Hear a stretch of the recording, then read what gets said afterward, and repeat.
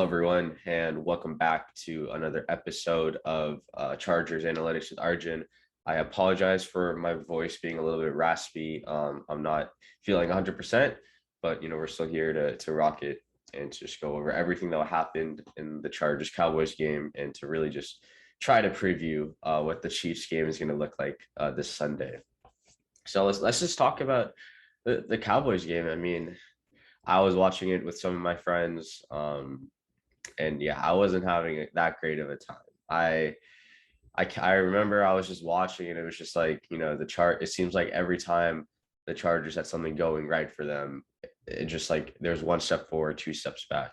There'd be a big play, there'd be a penalty right after, or there would be a big play, and the penalty would happen on that big play, and it was super disappointing to watch. It just wasn't the best game as a fan to take in, and especially against a really good Cowboys team. Like I understand the Cowboys didn't have Lyle Collins, they didn't have DeMarcus Lawrence, Randy Gregory, but this was a team that almost beat the defending champs on the road in week 1. And it is a pretty good team, and I think I underestimated the Cowboys a little bit. I did not expect them to have that decent of a defensive performance. We'll get into all the metrics a little bit later in the video. Okay, what I have to say, one of the most disappointing things for me was I remember the CBS broadcast. They put like a graphic on the screen, and it said Justin Herbert had completed passes to 9 different receivers. I looked over at my friend. I was actually watching him with Tage, if you remember him from the summer. And I've used a couple of his graphs and stuff. I told Tage, I was like, he's completed it to 9 receivers. Donald Parham's going to be 10, and he's going to catch a touchdown inside the red zone. So I was partly correct in that he caught a touchdown, but it got called back. So, I don't know what really happened. It was definitely disappointing to see. I just want to start talking about some of the stuff I noticed, some of the stuff I put together. So let's just start with this. The guys on their YouTube channel put out, how comfortable do you feel with Storm Norton as the starting tackle? I was expecting, before I voted and saw the percentages, I was expecting at least 30-40% on 1 to 3, but it seemed like everyone was in this 4 to 6 and 7 to 8 area. I mean, almost 80% of the votes are in that area, and it's very, very surprising. And I wasn't too sure why. And if there's one thing and one big thing I've learned in my analytics journey from talking to the guys at PFF, from just talking to guys on Twitter, is that you always judge a player on a larger sample size, and you can always predict based on larger sample sizes. Storm Norton in itself, I don't want to hate on the guy, but the guy, he got cut in the NFL to play in the XFL, right? And so obviously, teams didn't see him as like even a backup in the NFL. So yeah, the Chargers signed him, and he's very toolsy, 6'7", big, but he wasn't on an NFL team for a reason. And so for people to see him have one decent, it wasn't a great game, it was a decent game in Washington. He was the guy that forced the sack, which, even though it wasn't, it was still a sack fumble. People didn't see it as much of a worry. And I'll point this out also, like Storm Norton in itself, I'll point this out also. The Chargers had the entire offseason to prepare for the Washington football team and the pass rushers they have and the moves they're going to make. The trade of a great offensive lineman is seeing, can you prepare on a 1-week basis for a player? And there might not have been that much of film on Micah Parsons, but he's still a linebacker. Yeah, he played DN and he played pretty well. I'm not denying that, but he played linebacker in college. So for him to just dominate Storm Norton, we at PFF have Parsons. He notched 8 pressures against Norton individually, it's horrible for Norton. So, Balaga's out. at least 2 more weeks. I don't know what the plan is, if we're going to kick Filer out to right tackle, if we stick with Norden. I don't know what the plan is, but it needs to get better. It really does. Next thing, the run defense. I'm one to admit that the run defense was horrible. It was, they averaged 6 yards a carry. I'm not denying that the run defense was bad, but for the guys that are saying, they have to fix the run defense. Let me pose this question to you. The Chargers got gashed for 190 yards on the ground, something like that, 6 yards a carry. How many points did they give up? Only 20 points. And realistically, it's 17 until that final drive, right? It's 20 points against an offense that scored 30 on the Cowboys by passing the ball for however many times Dak threw the ball in that Tampa Bay game. So, yeah, this is Staley's defense. He's going to be playing with light boxes. So, if we go here, this is the wrong. Okay. If we look at this and we look at, where the Chargers rank in terms of box counts. Yeah, like I said, they're first, and through the first 2 weeks, they've averaged 5.39 men in the box compared to Chicago's second place finish at 5.47. Right. So, this whole idea that they have to stop the run is a myth. You don't have to stop the run. If, I think Daniel Popper is a tremendous beat writer, but I'm also a huge fan of the Rams beat writer at The Athletic, Jordan Rodriguez. She wrote an amazing piece talking about how Staley's defense is built on the idea of death by 10,000 paper cuts. We're going to force you to run. And once we actually do make an impact play, we're not going to let you pass the ball. But the problem is, I'm not sure, how long it took for Staley's guys to really stop the run, because the Chargers are just getting gashed. So I do understand it's a problem, and it definitely needs to be fixed. But I don't see that as like a huge pressing issue compared to some of the other things. Let's go back to some of this. What else? So another takeaway, the Chargers are one of the most penalized teams in the NFL through 2 weeks. And that is not good, folks. That is not good. This was a trend I noticed in the preseason. And I was like, okay, it's the backups. But, I really question, like, is it the backups or is it bad coaching? Are they coaching wrong techniques? Are they coaching techniques that would get them penalized? The Chargers ended up with the second most penalties in the preseason. I don't have that on the graph here, but I made sure to go check that.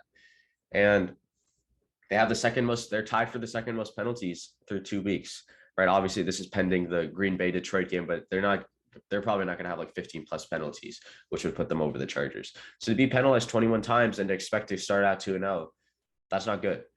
Now, on the other side, they are penalized 21 times, yet they're still in the games, which is, I guess, a plus.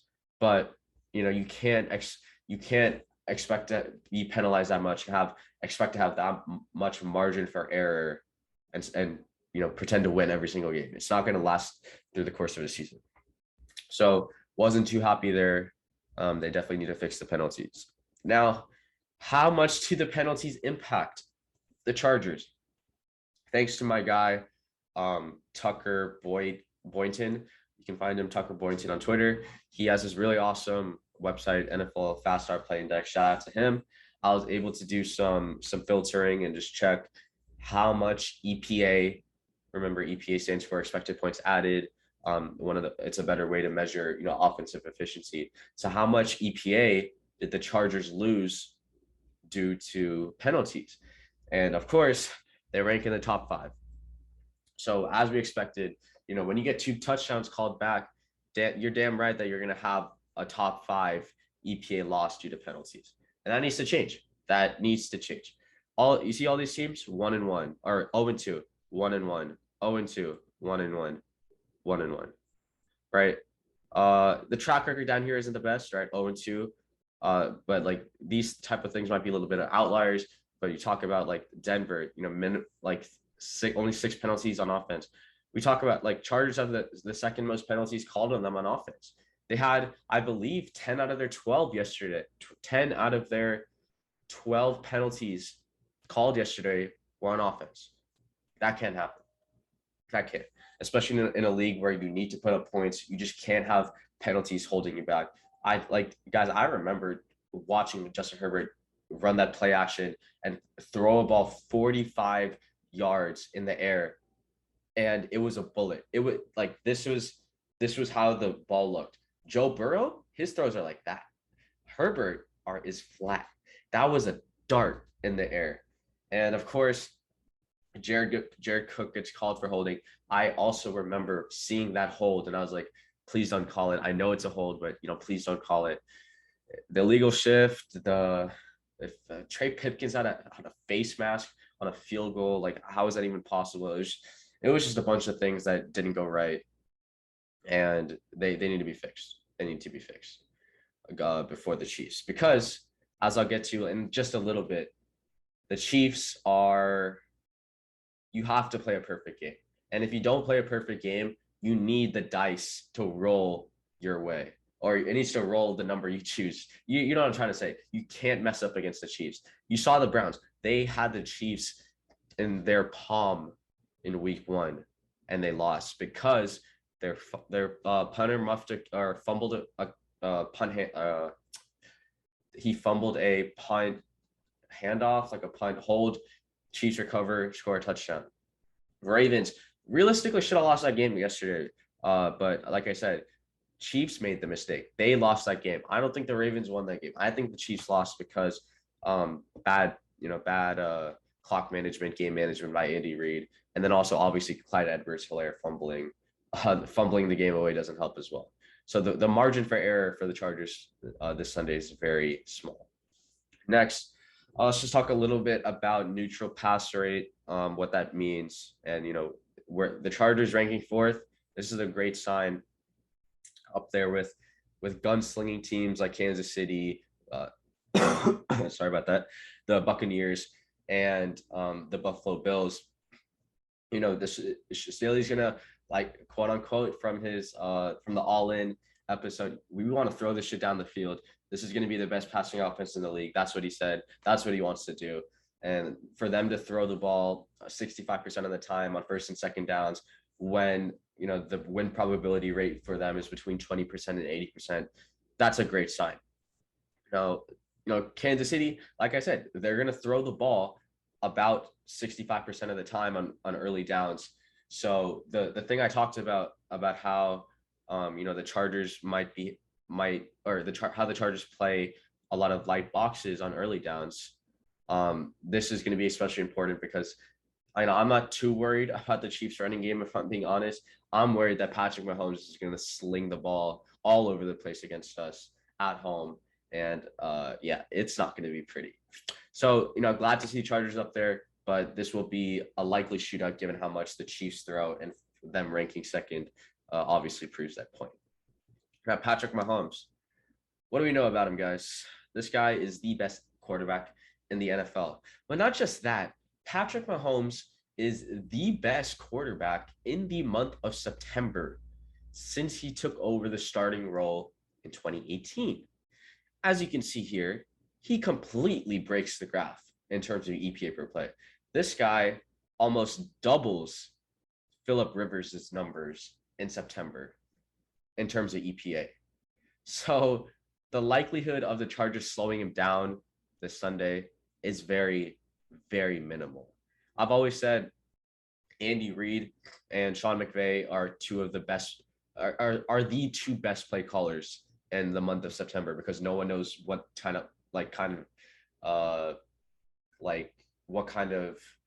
twitches, what kind of additions they made to their offensive playbook in the off seasons.